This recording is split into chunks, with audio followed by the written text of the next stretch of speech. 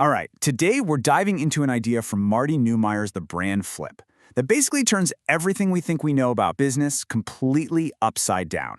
It's a huge concept, one that forces us to rethink how companies actually succeed in the modern world. So let's just jump right in. Okay, this one quote, it's everything. It perfectly captures this massive shift we're about to get into. For ages, companies thought they could just create an image with a bunch of ads. Well, guess what? They were wrong. That time is over. The power has moved from the company headquarters to everyone. And it's your customers who have the microphone now. So this huge power shift, that's what Neumeier calls the brand flip. And let's be super clear here. This isn't some minor adjustment. This is a total 180-degree reversal of how things used to work. It completely changes the game for how companies build a real loyal following. And this really lays it all out, doesn't it? The old way, the industrial age logic was pretty simple. The company built the brand, blasted it out there, and just hoped people would buy it. But now, in our world, the whole thing is flipped on its head. A company's first job is to create customers. Then it's those customers, through what they say, what they share, their loyalty, who actually build the brand. And that brand is what keeps the company alive. The entire power structure is just upside down. So, the big question is, why? How did this huge flip even happen? Well, the reason is something that you and I use literally every single day. It all comes down to one thing, an absolute explosion of connectivity. I mean, think about it. We all have smartphones, we're all on social media, we're all read reviews. And just like that, every single customer has a megaphone. We're not just a quiet audience anymore, we're active players. We have the power to build a brand up or tear it down, sometimes overnight.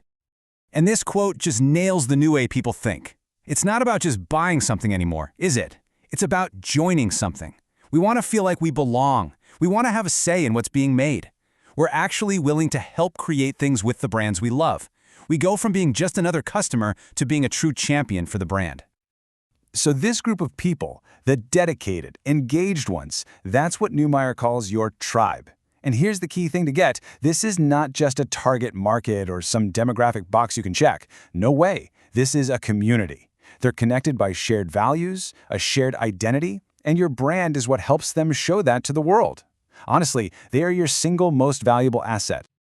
Okay, and this leads us to what is probably the biggest strategic shift in the entire book.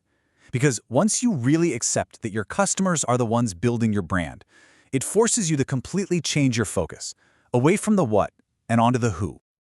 Seriously, just let that sink in for a second. For like 100 years, business was all about building a better mousetrap, a better product. But in this flipped world, the real competition isn't company versus company, it's tribe versus tribe.